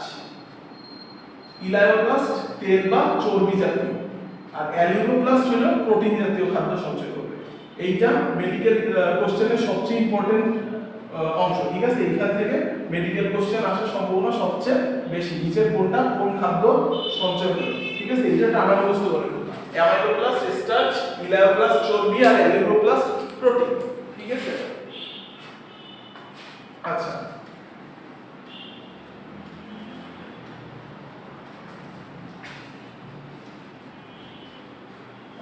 এবার আসো ক্রোমোপ্লাস্ট। উদ্ভিদের যে বর্ণহীন জায়গাগুলো ছিল সেগুলোকে আমরা লিউকোপ্লাস্ট বলছি, আর যেগুলো খুবই সুন্দর বর্ণযুক্ত লাল, নীল, হলুদ, ঠিক আছে, সেগুলো হলো ক্রোমোপ্লাস্ট। ক্রোমোপ্লাস্টের রং দেখো, দুইটা ক্রোমোপ্লাস্টের মধ্যে পিগমেন্ট থাকে। পিগমেন্ট থাকার কারণে বর্ণ হয়। সাপোজ এর বর্ণ কমলা হইতে পারে আর হলুদ হইতে পারে। কমলা হয় কোন পিগমেন্টের জন্য? কমলা হয় ক্যারোটিনের জন্য। কিসের জন্য? ক্যারোটিনের জন্য। আর হলুদ হবে কিসের জন্য? জান্থোফিলের জন্য। জান্থোফিল। দেখবা কতে ক্যারোটিন, কমলা কতে ক্যারোটিন, কতে ক্যারোটিন কতে কমলা। ক্রোমোপ্লাস্ট যখন ক্রোমোপ্লাস্ট কেন বর্ণযুক্ত হচ্ছে? কারণ পতঙ্গকে আকর্ষণ করার জন্য, অর্থাৎ এরা পরাগায়নে হেল্প করে। আচ্ছা, আর সবচেয়ে ইম্পর্টেন্ট যেটা সেটা হলো ক্লোরোপ্লাস্ট। পুরো প্রাণী জগতের মধ্যে, পুরো প্রাণী জগতের জন্য এর সবচেয়ে ইম্পর্টেন্ট ক্লোরোপ্লাস্ট। ক্লোরোপ্লাস্টকে বলা হয় হলো কি বলা হয়? ক্লোরোপ্লাস্টকে কোষের রান্নাঘর। কোষের রান্নাঘর, কারণে খাদ্য উৎপন্ন করে, ঠিক আছে? কোষের রান্নাঘর। কোন জাতীয় খাদ্য উৎপন্ন করে? শর্করা জাতীয় খাদ্য। এই জন্য শর্করা জাতীয় খাদ্যের কারখানা বলা হয়। শর্করা জাতীয় খাদ্যের কারখানা বলা হয়। আর কার্বোহাইড্রেট ফ্যাক্টরি কাকে বলা হয় বলছিলাম? বলো তো, কমেন্ট করো। কার্বোহাইড্রেট ফ্যাক্টরি কাকে বলা হয়? আর এটা হলো শক্তি রূপান্তরের অঙ্গ।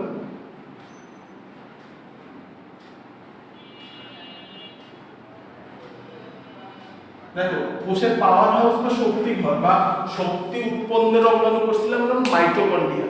আর কোষের শক্তি রূপান্তরের অঙ্গাণু হলো ক্লোরোপ্লাস্ট, কারণে সৌর শক্তিকে রাসায়নিক শক্তিতে রূপান্তর করতেছে। এই জন্য একে বলা হয় কোষ রূপান্তরের অঙ্গাণু। এটা অবশ্যই অবশ্যই অবশ্যই অবশ্যই মনে রাখবা। শক্তি রূপান্তরের অঙ্গাণু ক্লোরোপ্লাস্ট। আর শর্করা জাতীয় খাদ্যের কারখানা ক্লোরোপ্লাস্ট। আর আমি তোমাদের কি জিজ্ঞেস করছি? কার্বোহাইড্রেট ফ্যাক্টরি কোনটা? বলো।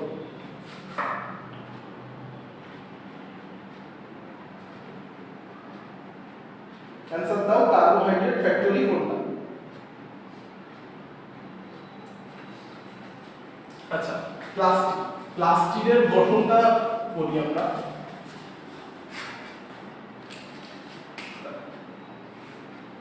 প্লাস্টিকের আবরণী আছে,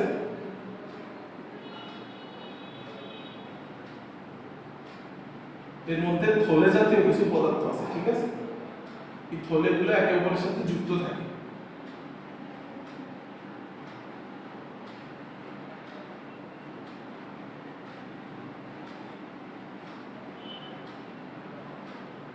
আর এর মধ্যে মাতৃকা আছে, ঠিক আছে, অর্থাৎ তরল আছে।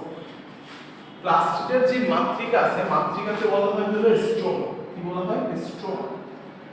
আর এই যে থলে আকৃতির এক একটা জিনিসকে বলা হয় থাইলাকয়েড। থাইলাকয়েড। যখন তুমি 10 থেকে 100টা থাইলাকয়েড দিবা, ভালো করে খেয়াল করো কতগুলা, 10 থেকে 100টা থাইলাকয়েড দিবা, তখন এটাকে একসাথে বলবে একটা গ্রানা। কি বলবে? গ্রানা। যখন 10 থেকে 100টা থাইলাকয়েড দিচ্ছ তখন তাকে বলে গ্রানা। একটা প্লাস্টিডের মধ্যে 40 থেকে 60টা গ্রানা থাকে। কয়টা? 40 থেকে 60টা। এই সংখ্যাগুলো মনে রাখতে হবে।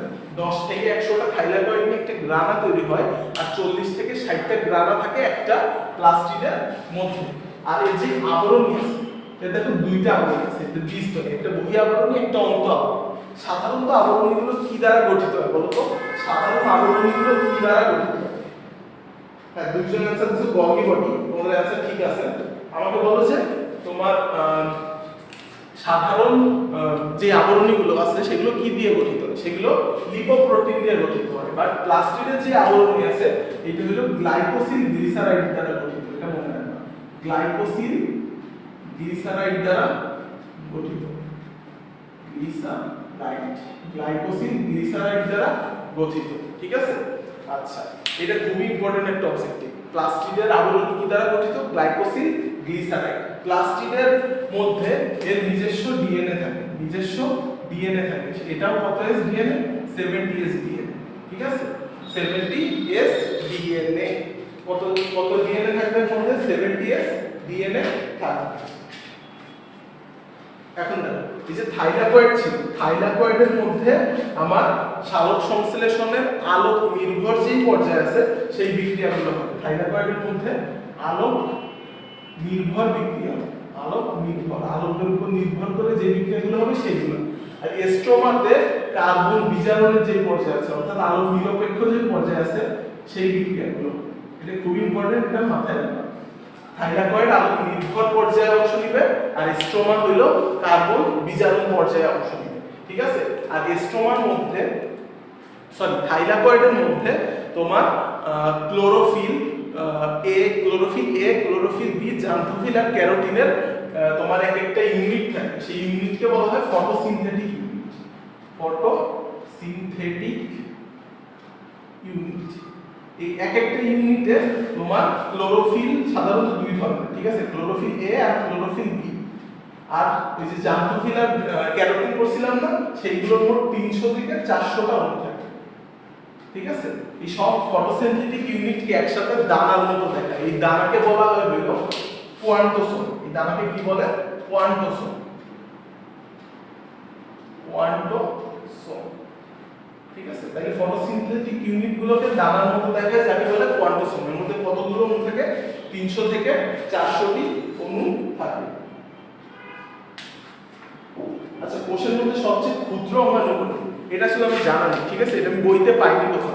কোষের সবচেয়ে ক্ষুদ্রতম অঙ্গাণু কোনটি? ঠিক আছে? আচ্ছা, মানব দেহের ক্ষেত্রে যদি বলো, মানুষের সবচেয়ে ক্ষুদ্র কোষের নাম আমি বলতে পারবো অনুচক্রিকা, বাট সবচেয়ে ক্ষুদ্রতম অঙ্গাণু এটা আমি শিওর। ঠিক আছে? এটা গুগলে সার্চ দিয়ে, ঠিক আছে, এটা বইতে পাইনি। আচ্ছা, ফটোসিনথেটিক ইউনিট পড়ছি, কোয়ান্টোসোম কাকে বলে পড়ছি, ডিএনএ পড়ছি।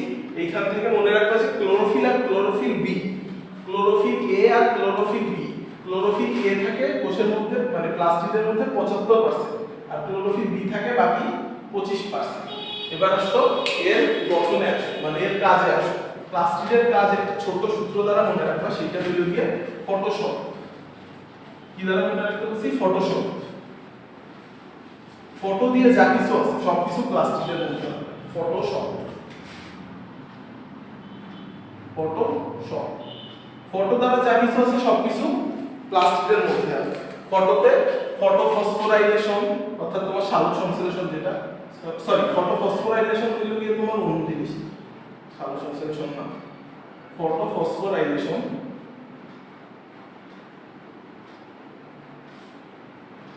ফটোসিনথেসিস,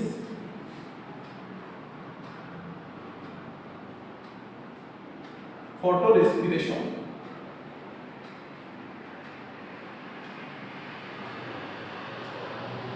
ঠিক আছে?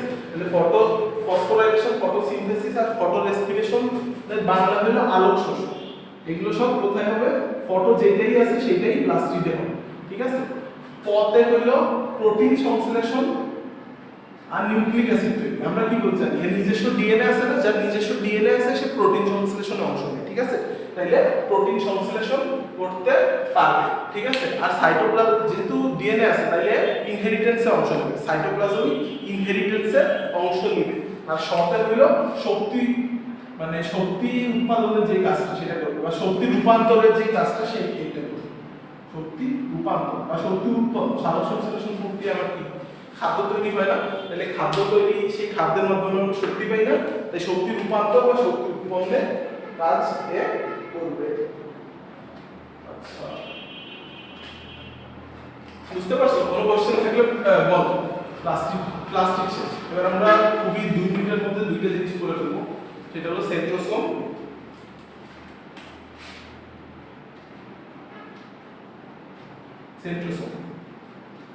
সেন্ট্রোসোম হইল গিয়ে মেইনলি প্রাণী কোষের বৈশিষ্ট্য, প্রধানত প্রাণী কোষে থাকে, উদ্ভিদ কোষে নরমালি থাকে না। এটা কোথায় কোথায় থাকে না এটা মনে রাখতে হবে। এটা সাধারণত ডেতে থাকে না। কিসের মধ্যে? ডেতে থাকে না। ডিতে হলো ডায়াটম, এতে আবৃত বীজি, ওয়াইতে হইল ইস্ট। আবৃত বীজি আর আদিকোষী, এই চার জায়গায় কি সেন্ট্রোসোম নাই, এই চার জায়গায়। কোথায় কোথায়? ডায়াটম, আবৃত বীজি, আদিকোষী আর ইস্ট, এই চারটা জিনিসের মধ্যে নাই, আর বাকি সবকিছুর মধ্যে আছে। তুমি এই চারটা মনে রাখলে তোমাদের যদি বলে নিচের কোথায় নাই সহজে পারো, আবার যদি আসে নিচের কোথায় আছে তাইলেও পারো, ঠিক আছে? সেন্ট্রোসোম হইল তোমার 9টা ত্রয়ী অনুনালিকা দ্বারা গঠিত। কি দ্বারা? 9টা ত্রয়ী অনুনালিকা দ্বারা গঠিত। ত্রয়ী অনুনালিকা। এটা আবিষ্কার করা হলো বেন্ডেন, আর এটার নামকরণ করেন হলো বোভেরি। আবিষ্কার করেন বেন্ডেন আর নামকরণ করেন বোভেরি। আর এটা রাসায়নিক গঠনে আসলে এটা প্রোটিন, লিপিড আর এটিপি দ্বারা গঠিত। কি দ্বারা গঠিত? প্রোটিন, দেখো কার্বোহাইড্রেট কিন্তু নাই, প্রোটিন, লিপিড আর এটিপি দ্বারা গঠিত, ঠিক আছে? প্রোটিন, লিপিড আর এটিপি দ্বারা গঠিত। এর মধ্যে কার্বোহাইড্রেট নাই, এই জিনিসটা খেয়াল রাখবে, এর মধ্যে কার্বোহাইড্রেট নাই। আচ্ছা, হ্যাঁ ভাই, তোমাদের গ্রুপে অ্যাড দেওয়া হবে।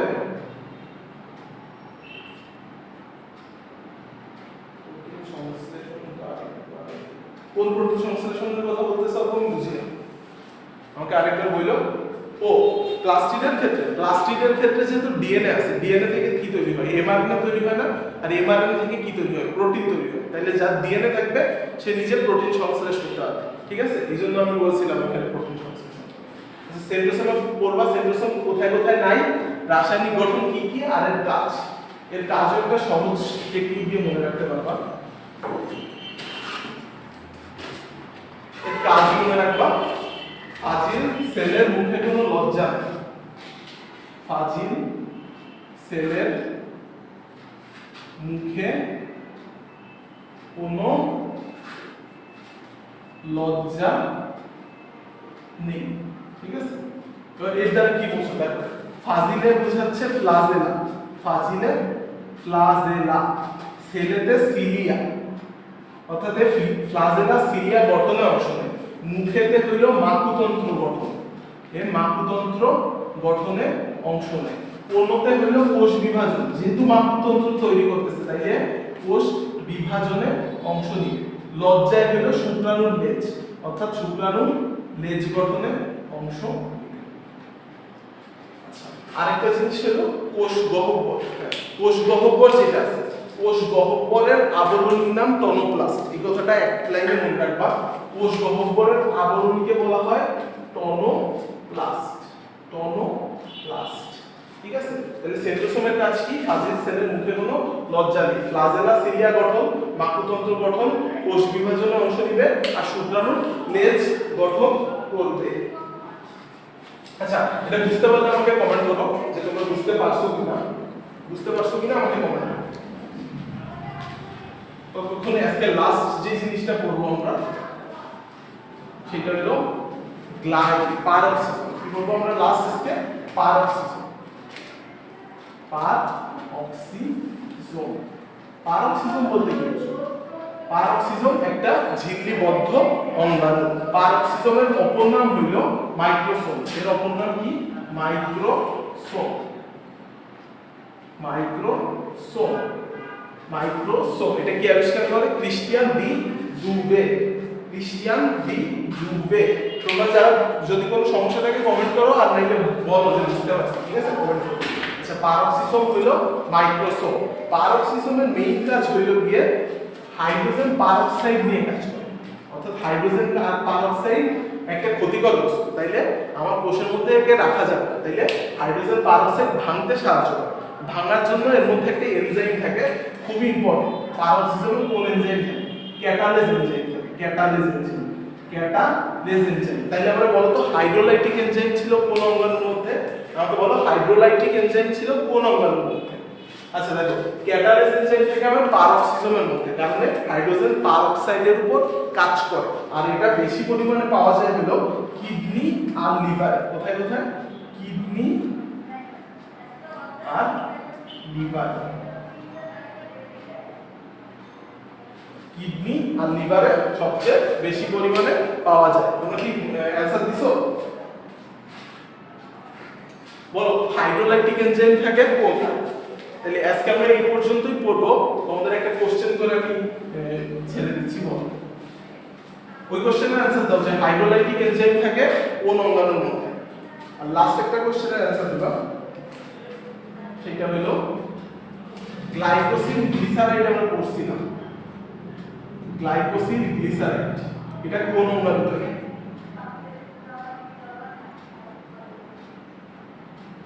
গ্লিসারাইড, এটা কোন অঙ্গাণুতে পাওয়া যায়? অ্যানসার দিবা। মাইটোকন্ড্রিয়া,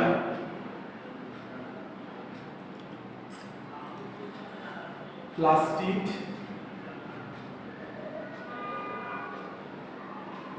এন্ডোপ্লাজমিক রেটিকুলাম আর লাইসোসোম।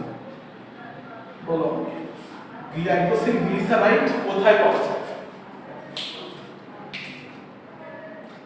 হাইড্রোলাইটিক এনজাইমের অ্যানসার দিছো তোমরা? আচ্ছা, এটার অ্যানসার দিতে থাকো। গ্লাইকোসিল গ্লিসারাইড কোথায় পাওয়া যায়? মাইটোকন্ড্রিয়া, প্লাস্টিড, এন্ডোপ্লাজমিক রেটিকুলাম নাকি লাইসোসোম? বলো।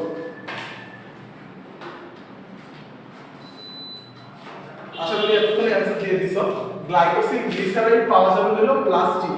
এটা অবশ্যই অবশ্যই মনে রাখবা, প্লাস্টিডের ঝিল্লিতে গ্লাইকোসিল গ্লিসারাইড থাকবে। আচ্ছা, তাইলে আজকে আমরা যতটুকু করলাম, এটা কালকে 6টার সময় এক্সাম হবে। তোমরা আজকে এক্সাম দিছো, অনেকে দেখছি, অনেকে দাও নাই। তোমরা সবাই এক্সাম দিয়ে দিবা। আর নেক্সট দিনের ক্লাসে আমরা অধ্যায়ের যে বাকি অংশ আছে সেই তার অধ্যায় করব। অর্থাৎ নেক্সট দিন আমরা নিউক্লিয়াস, ক্রোমোজোম আর ডিএনএ পর্যন্ত করব। ঠিক আছে? আজকে আমরা অঙ্গাণুগুলো শেষ করলাম। ঠিক আছে? তাইলে আজকে এই পর্যন্তই। আসসালামু আলাইকুম।